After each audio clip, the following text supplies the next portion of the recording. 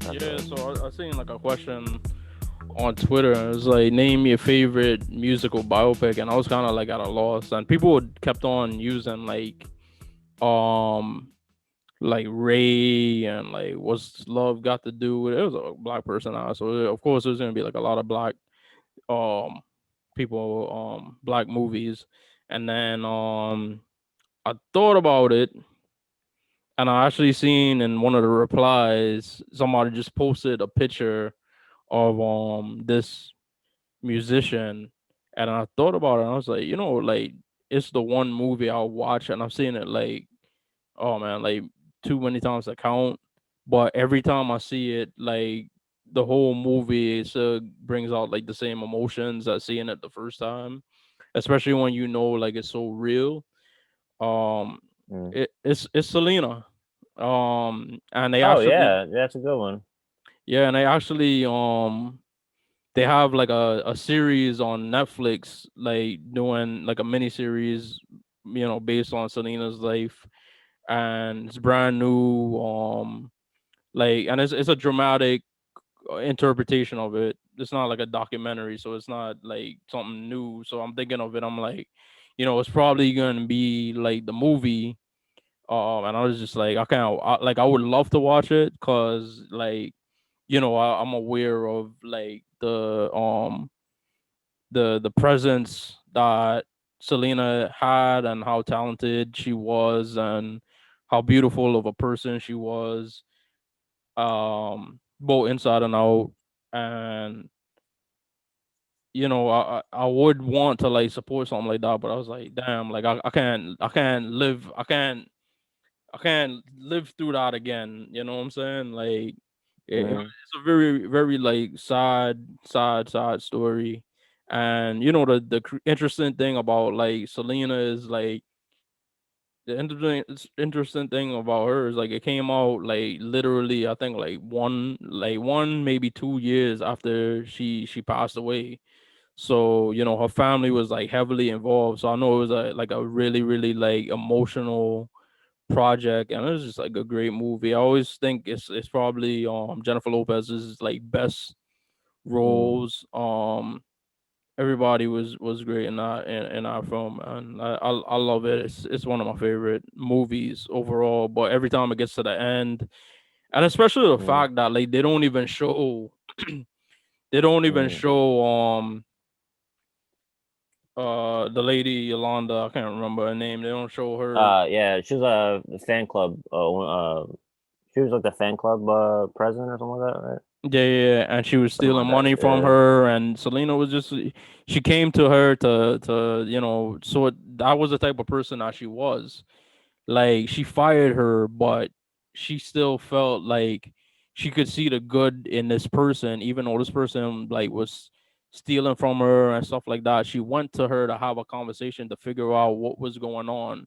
And in all likelihood, she was probably going there to say, like, all right, I don't think you did like I don't think you did it, and like I don't feel like you would do something so malicious to me that you would do something like that. Like she went to her to like kind of sort it out. Met her at like this Holiday Inn or some shit down in Texas, and she killed her in like cold blood. And I don't know if she passed. I know she's definitely in jail for the rest of her life. Like, Mm. but very the I think fact that they in didn't show it 2000. how it was done, like it just cuts off like to Mm. It's her. her dancing.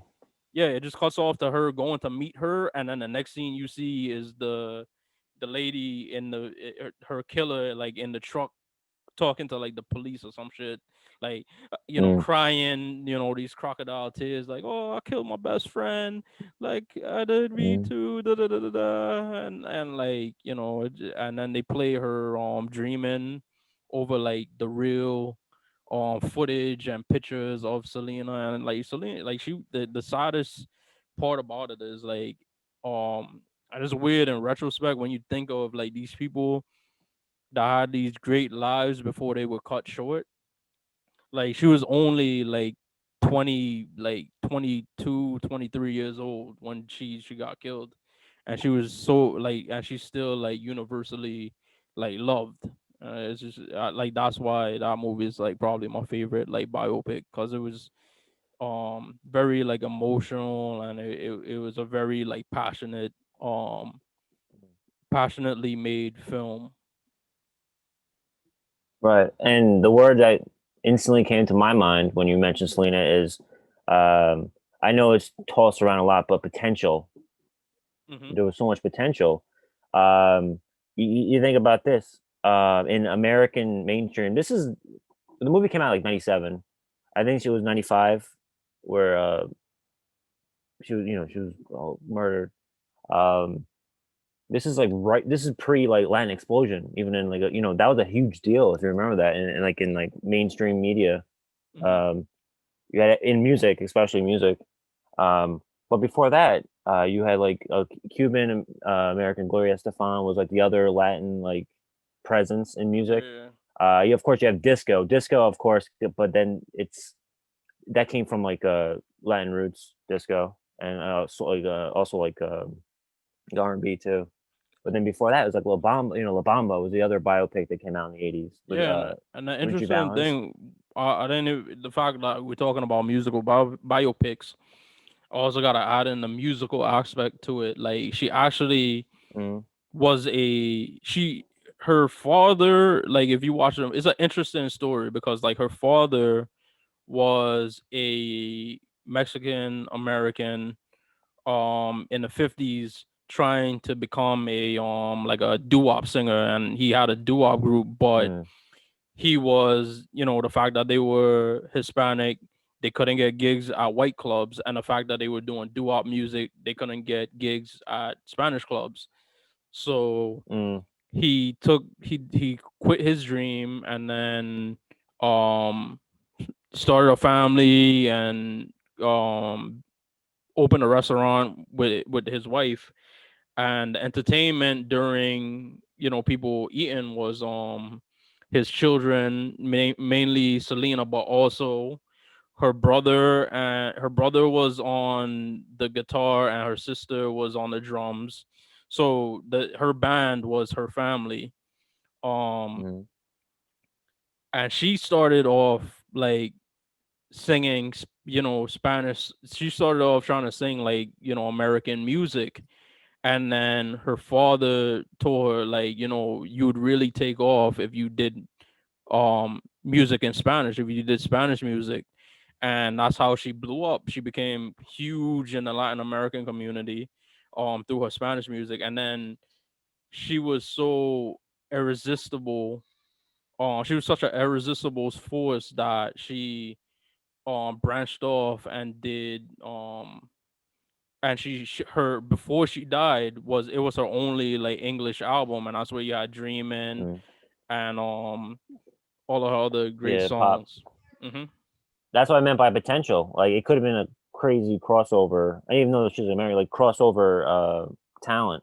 That's what they always. That's what I remember. Behind the Music came out like when that movie came out in like '97. Behind the Music was a new thing on VH1, and they always used to say that there was so much potential where um, could have been just like a Madonna type. She could have been like a Madonna.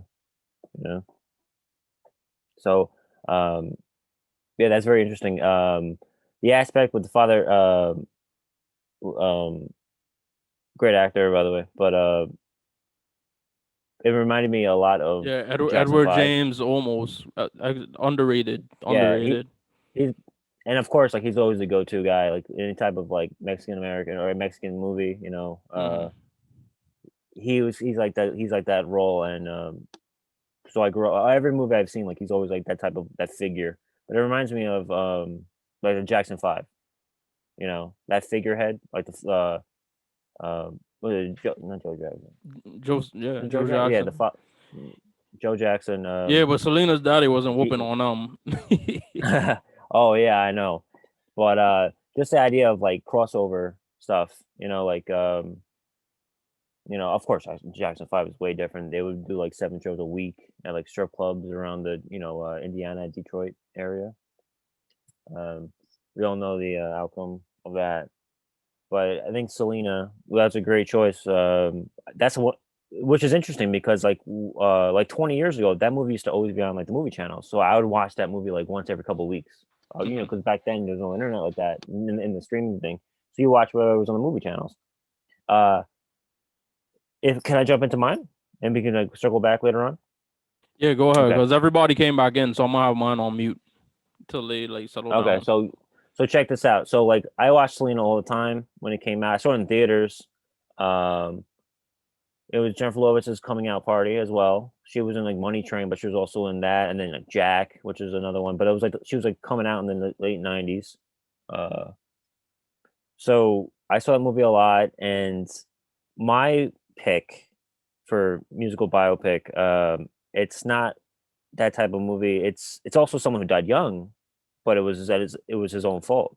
It's a movie that's a comfort movie, kind of like Boogie Nights and Casino is for me movie you pop on anytime it's on. Like it could be a halfway over, it could be in the beginning. It's The Doors. Oliver Stone's The Doors. Uh, just because the way Oh, it's shot, the okay. way it's yeah.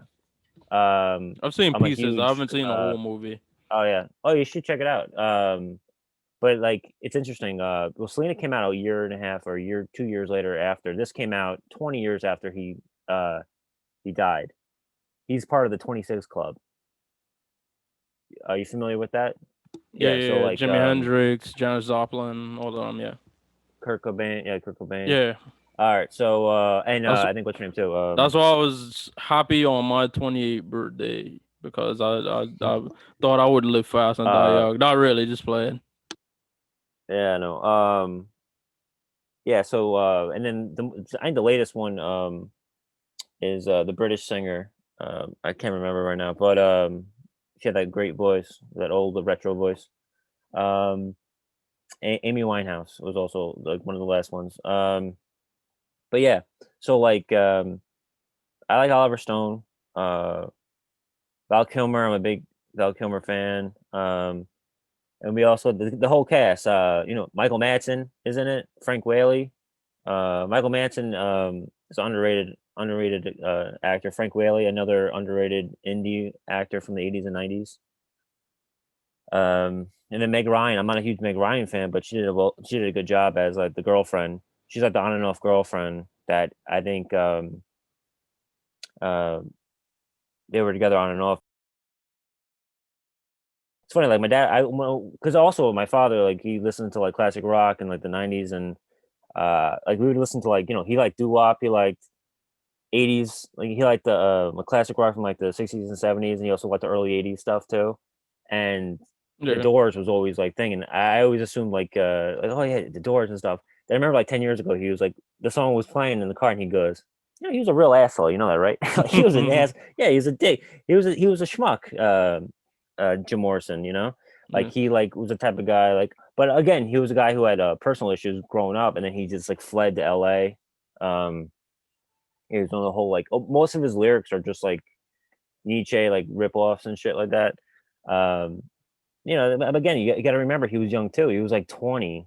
No, he was like 21 when their first album came out, 67. And he got caught up in that whole. Obviously, he like self-medicated and stuff like that. But a lot of people in the '60s were doing the whole like psychedelics and stuff. And it never came out, but I did a Thanksgiving retrospective for movies, and I told my brother about it. My brother goes, "Did you mention The Doors?" And I forgot. There's a scene in The Doors where like he shows up to their communal like Thanksgiving dinner, like in the late '60s, and they're all like hippies and stuff. And he's supposed to be like clean. He promised Meg Ryan's the girlfriend in real life that he'd like get clean and like shape up. And he shows up and like Val Kilmer does, Val Kilmer is like a great actor. He shows up and like they gave him contacts where his eyes were like massively dilated, like really big. And she's like, "Are you high?" And he's like, "Oh man, I had like one tab of acid. That's it. That's it." But it was like Thanksgiving dinner.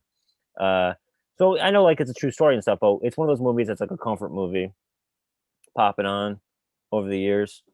Um, there's a lot of great moments. There's a scene where Jim Morrison Jim Morrison goes to the what the hell is it called? The warehouse?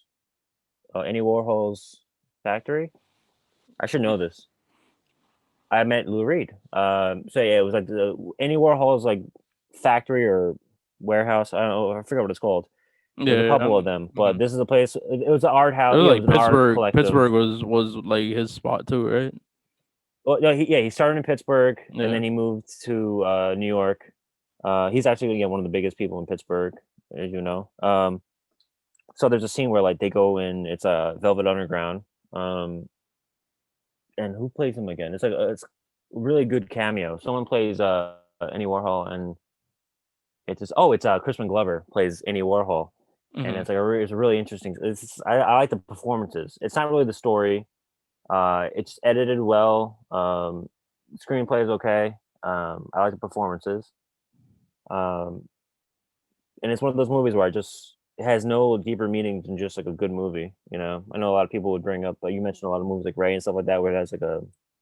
I just so it's one of those movies where I pop on and I can do other things while it's in the background. And that's most of my favorite movies are just movies like that. Um, but yeah, you never really got into the Doors, right?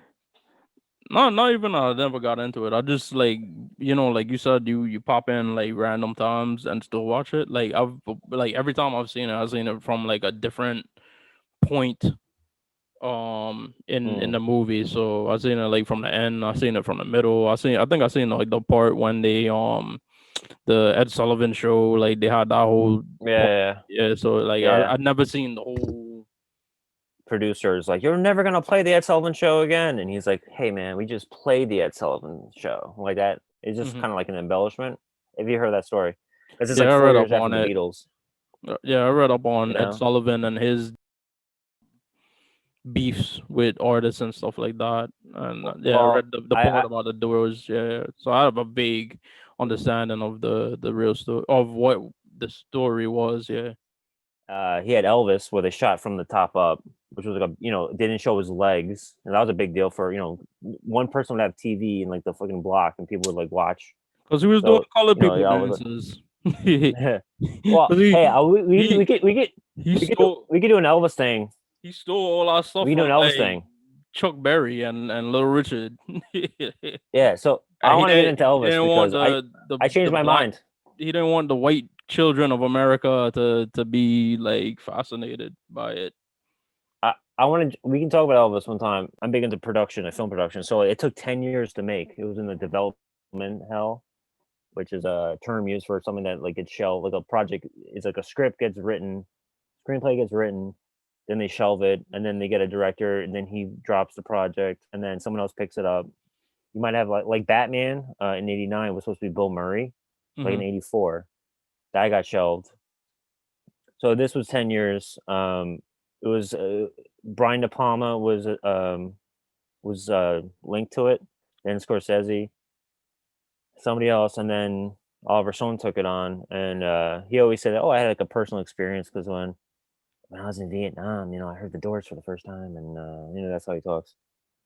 Yeah, it has a 57% on Rotten Tomatoes. You know, it's not the best movie, but it's just one of my movies where I pop it on. Yeah, it's just one you enjoy watching. But I was thinking about like a random like movie biopic that I haven't seen in like a long time because we was talking about Ed Sullivan. And I Mm, want to say it was the Ed Sullivan show, but it might have been like American Bandstand or one of them shows. It might have been American Bandstand or one of them shows where they have like teens and musical act, like teens in the mm, crowd and like a musical act. So it's like a yeah, movie. So this movie biopic I haven't seen in so long. Fools. Why do fools fall in love? It's about like Frankie Lyman. yeah, So I was thinking when you were talking yeah. about it, I was thinking about Frankie Lyman, on American Bandstand because when we were talking about Elvis, and he was like doing like black people, colored people dances, and they didn't want like the American youth to see it. It Mm, wasn't really like people they say like, oh, it's because it's like, oh, because he was like gyrating and they didn't want him to see that, but that's the reason. But the thing about Frankie Lyman, I thought about like this video that I saw on Twitter like a while back, and it was they were just showing like the crowd reaction of all of these like teenage like white girls at every single one of them. Ah! No, no, no, Like no, this. Ah! no, Oh no, no, no, no, I didn't see it. That's why. no, no, no. Every single one of Yeah. them, like it looked as if like the producers had like a sniper like pointing guns at them. Was like, Oh, yo, if you okay. show Oh, all any right. kind of like attraction to this little colored boy, like I'm gonna shoot you on sight. Mm. Like if you like Mike, if I find that video, I'm gonna Yeah, send it to you, and you're gonna know exactly what I'm talking about. he I never saw it. Um, just from my knowledge of music, I heard he had a fucking terrible end. Like he Yeah. just like wouldn't like right? Yeah, I don't. Hmm. That's all I know. Uh, but like in the Beatles thing, if you watch the Beatles, it's like someone like this with the beehive hairdo, and they're like this, like no, and they like they're being like shot with like a ray gun. Yeah. They're like ah, And you talking about whoa, you talk because like about like biopics, the like all of Beatles. these people from like it's so many great biopics that could be made from like people in the 19 um 50s, 60s, 70s, and 80s. Actually, I was gonna bring it up at the end. Um, Ma Rainey's Black Bottom. It's not really a biopic. It's actually based off of a play Mm, as a right. fictionalization by August Wilson. So that's something I was watching. So I'll talk about that in my final thoughts. Yeah. But we I saw the trailer for it last night. but Right. when I sent you the topic, I accidentally just wrote I meant to write musical biopics, and I just wrote movie biopic. Mm, And you thought we were gonna talk about biopics in general, so mm, I know you had something set up that was like a regular right. non-music Hmm. biopic. So I'm gonna give you the we could talk about our favorite biopics in general now. American Splendor. You familiar with American Splendor?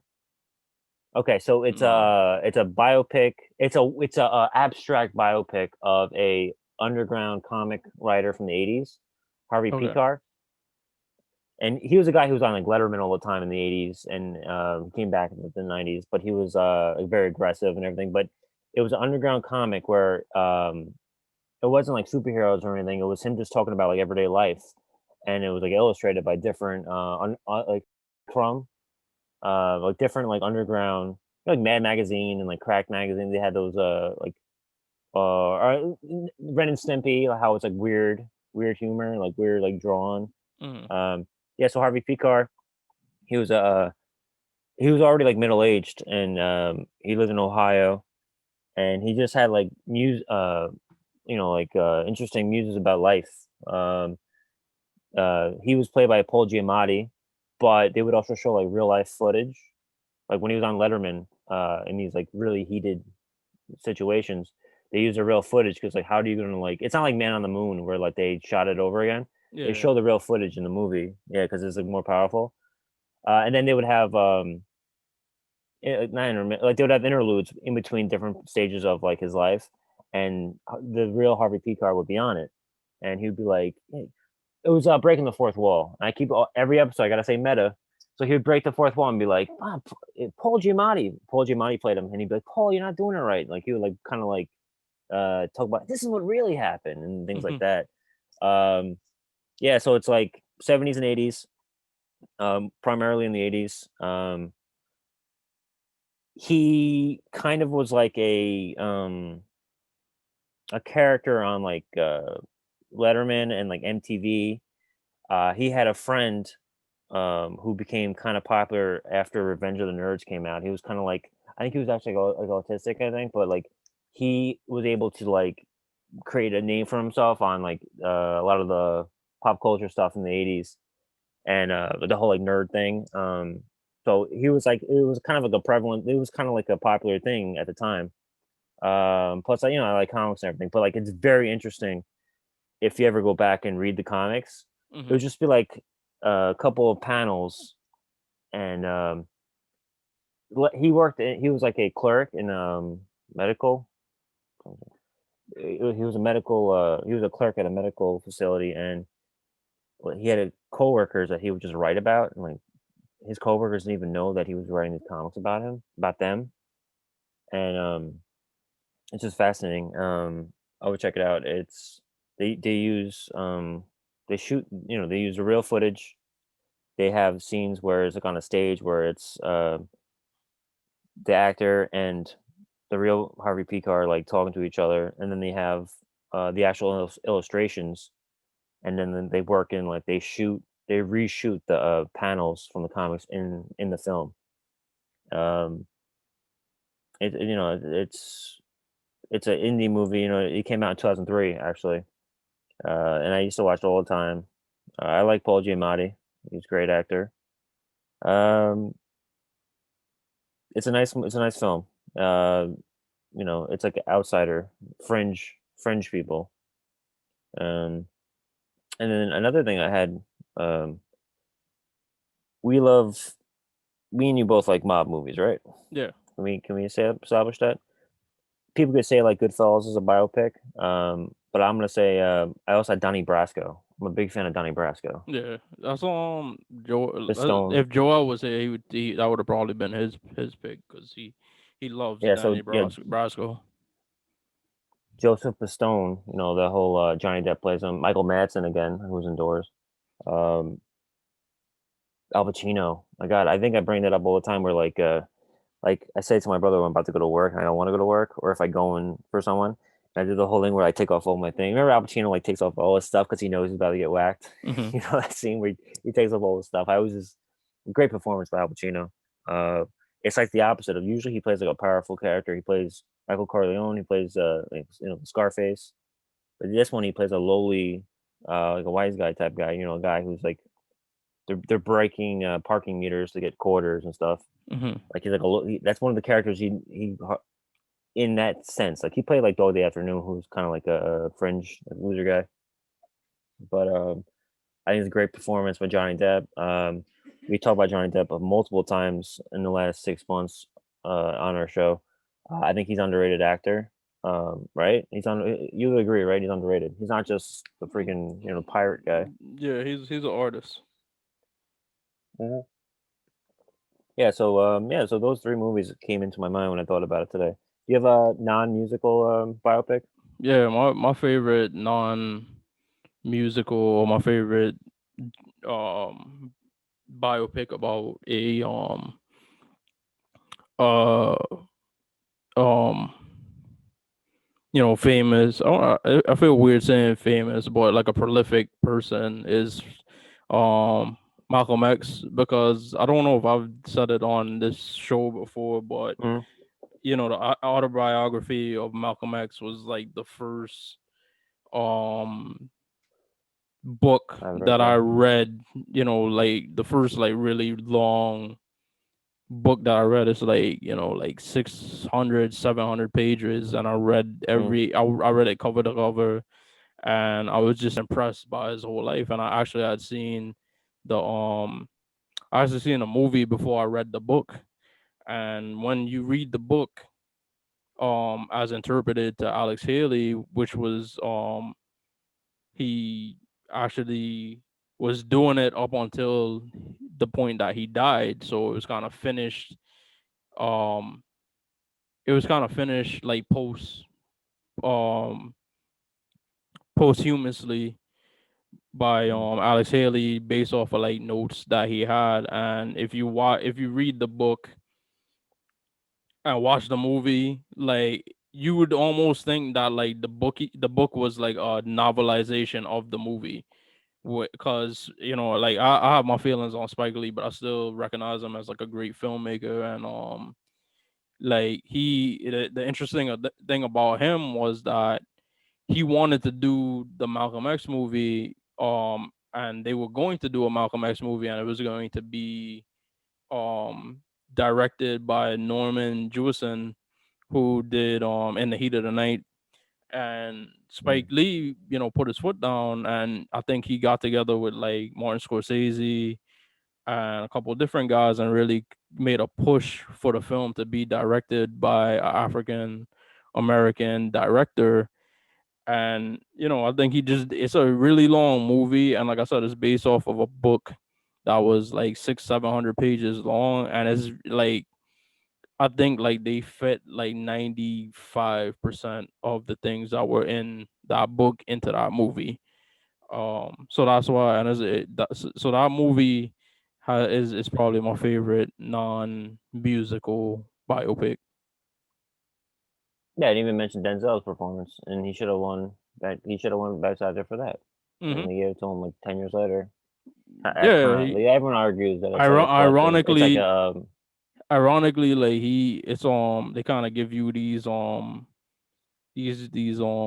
past due Oscars. Like they gave his Oscar, the Oscar he should have got for that movie. They gave it to Al Pacino for Scent of a Woman, when in actuality they mm, should have gave Al Pacino like Oscars for like several different films that he did, and he was like passed over. And then fast mm, forward, like you said, 10 years. Training Day, like would you say Training Day is mm. Denzel's greatest like role? Like probably not, but that that's the that's one a you got the that's Oscar a that's for. a that's a a movie star performance. Yeah. I always we talk about Johnny Depp. Johnny Depp is a movie star, but he's also an actor. There's a lot of people that are like Tom Cruise. Born on the Fourth of July is another biopic. It's a biopic of a Vietnam vet. He's a actor on that, and then he also has movie star shit that he does too.